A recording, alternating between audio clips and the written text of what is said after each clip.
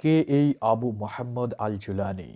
সিরিয়ার সফল অভিযানের মাধ্যমে সরকার পতনের পর আলোচনার তুঙ্গে বিদ্রোহী গোষ্ঠী এইচটিএস প্রধান।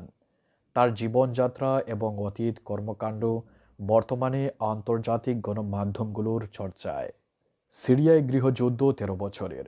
বিদ্রোহীদের দমন করা হলেও গোপনে সংগঠিত হচ্ছিল বেশ কিছু সশস্ত্র গোষ্ঠীর, যাদের অন্যতম হায়াত তাহরির আল শাম বা এইচটিএস। যোদ্ধাদের ১১ দিনের অভ্যুত্থানে গড়িয়ে গেল আসাদের ২ যুগের রাজত্ব, যার মূল নায়ক আবু মোহাম্মদ আল জুলানি। এই বিদ্রোহী নেতার আসল নাম আহমেদ আল সারা। সৌদি আরবের রিয়াদে ১৯৮২ সালে জন্মগ্রহণ করেন। মাত্র ৭ বছর বয়সে পরিবারের সাথে পাড়ি জমান সিরিয়ায়। ইসরায়েলের দখলকৃত গোলান মালভূমি ছিল পূর্বপুরুষদের আদিনিবাস। ২০০৩ সালে জুলানি পাড়ি জমান ইরানে। সেখানে মার্কিন সেনাদের বিরুদ্ধে যুদ্ধ করতে যুক্ত হন আল কায়দায়।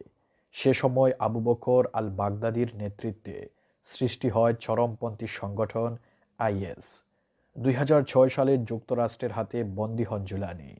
ভোগ করেন ৫ বছরের কারাদণ্ড। ২০১১ সালে তিনি মুক্তি পান। সে সময় সিরিয়ায় চলছে আসাদ সরকারের পতনের আন্দোলন।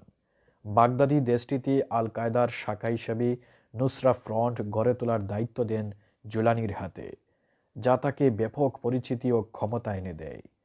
ইদলিবে তৈরি করেন শক্ত ঘাঁটি। আল কায়দার অঙ্গ সংগঠন হওয়ায় যুক্তরাষ্ট্রের কালো তালিকাভুক্ত হয় নুসরা ফ্রন্ট। জুলানির মাথার দাম ধার্য হয় $১ কোটি। ২০১৪ সালে আল জাজিরাকে সাক্ষাৎকার দিয়েছিলেন আল জুলানি। জানান, ইসলামী শরিয়া অনুযায়ী সিরিয়া শাসন করতে চান। ২ বছর পরেই ঘোষণার মাধ্যমে আল কায়দার সাথে সম্পর্ক ছিন্ন করেন জুলানি। প্রতিষ্ঠা করেন এইচটিএস।